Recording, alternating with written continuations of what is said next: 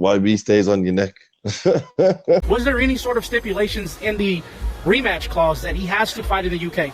A lot of things are taken care of like that in Negotiation. rematch clauses. I'm not going to go into details about the contract, but we'll announce where that fight will be. To be honest, like my first thoughts were the UK, and Joshua said to me yesterday, I think I should do it at the Garden, to put all the wrongs right.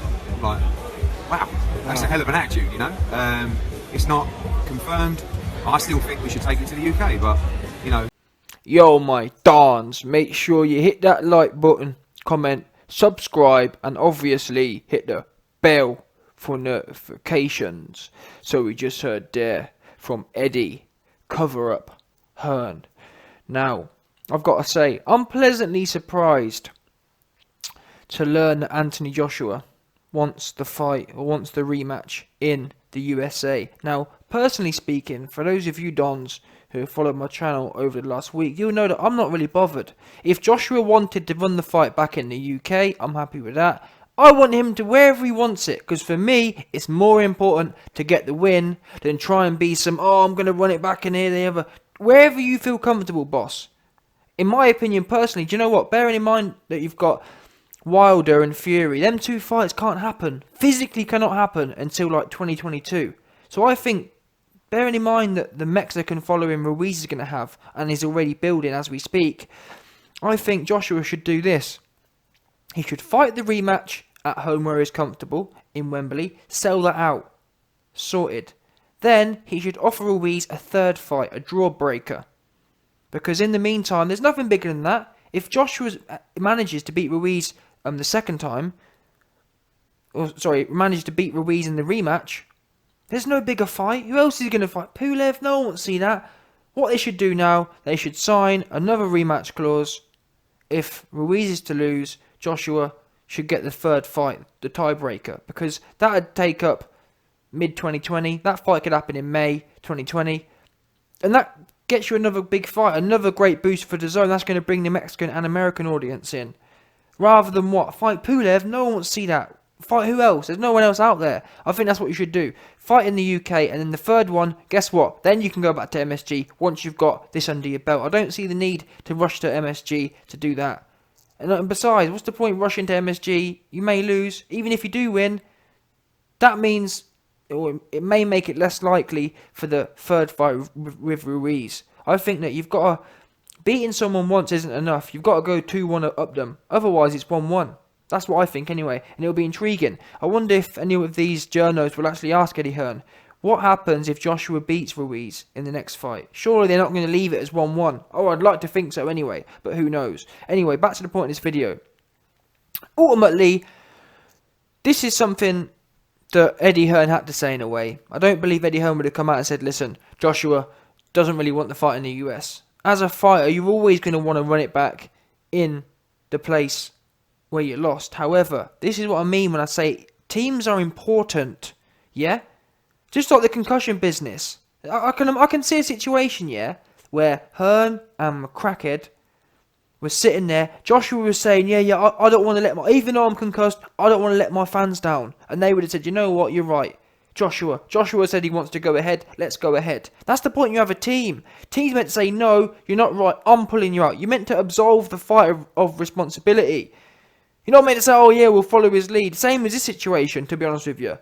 The fact Joshua was saying, I want to run it back in the US, you as a team should step up and say, no, we're going to do what gives you the highest chance of winning. Because it's no good. It's no good going to US and losing.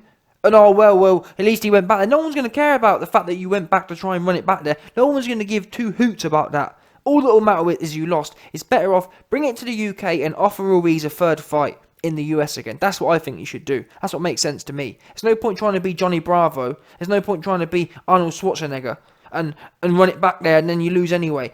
Do the second fight in the UK. Bearing in mind as well, the UK fans wouldn't mind. This might be Joshua's last fight. Seriously, if Joshua loses this, it's all but done. So I believe the UK fans should get that opportunity to see him potentially one last time. So that's another reason to have it in the UK. You can't have all these fights in the US, and what do we get? We get to stay up until 4 AM and watch them shocking ass performances. No thank you. You can come to the UK. At least then we can get a good night's sleep and not be shagged for Monday morning. Thank you very much. That's what I'm thinking anyway. But it's positive from, let's say Joshua does want it in the US, it's positive for his mental state that he wants to do that. However, I believe the team should step in and make this a free fight affair. There's going to be nothing bigger than this anyway. There's nothing else going on. And to be honest with you, the IBF and that, apparently the IBF are saying, oh, we want Pulev. Pulev already had an opportunity, he bottled it. So Pulev shouldn't be saying squat about he wants to step in. You had the opportunity back years ago.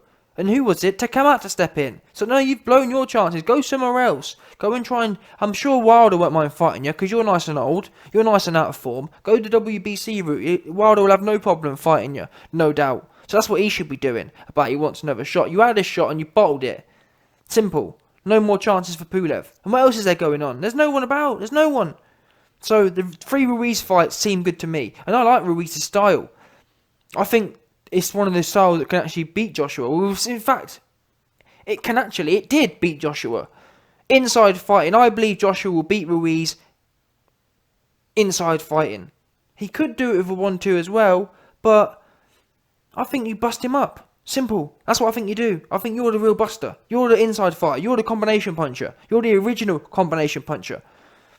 But we're going to see how Joshua does in this affair. And actually, the last thing I want to say, it's quite interesting because someone said this, I think it was Lennox Lewis or Teddy Atlas, and I haven't been feeling very confident about this rematch. However, Teddy Atlas said something that gave me more confidence. He said, listen, Andy Ruiz can only win this fight one way.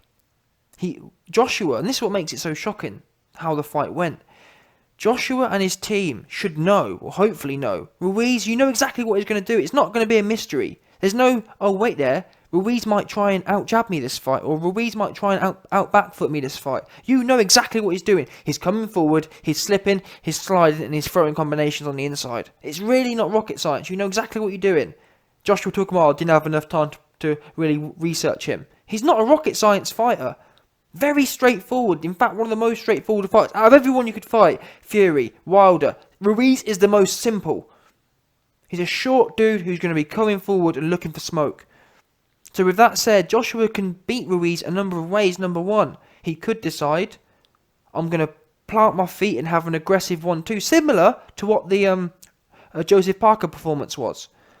Joseph Parker performance was 1-2, jabbing, strong. You didn't see him for low lead hand, you didn't see that weak slappy jab, you saw a strong jab and a strong 1-2, which kept Parker honest. You could do that kind of performance, I can see that working. Or, the same thing, strong feet, and say to, I think Lennox Lewis said this, Lennox Lewis said, listen, all that back stuff, all that back moving stuff, you're the Don, you're the world champion, you're the unified champion, and that's how I know he wasn't right in there. You're the unified champion, why are you backing up so much for? Plant your feet, and let's see what's popping.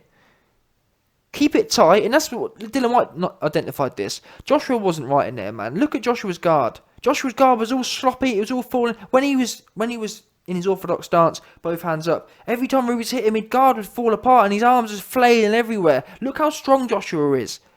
His guard ain't normally that weak, all floppy and disorientated. It's normally very strong. Joshua is normally able to catch and counter. From that guard, you can't catch and counter because his balance is all over the place. His arms are all over in the air.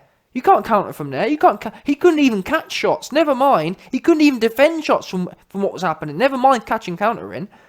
Catch and countering requires bent knees, stability. You need to be firm because you need to absorb the shot. You can't absorb the shot with your arms flailing in the air, Dominic Brazil style. You can't absorb the shot when your feet are off balance and your one foot's in the air. You have to be low centre of mass, tight guard, absorb the shot, and then counter from a position of strength and stability. Joshua didn't have that. Now I believe it as a result of concussion, disorientated. That's what I believe. Which when you look at in the corner and whatnot, it all adds up perfectly. But anyway, that's here nor there. Bottom line is, Joshua can do this a number of ways.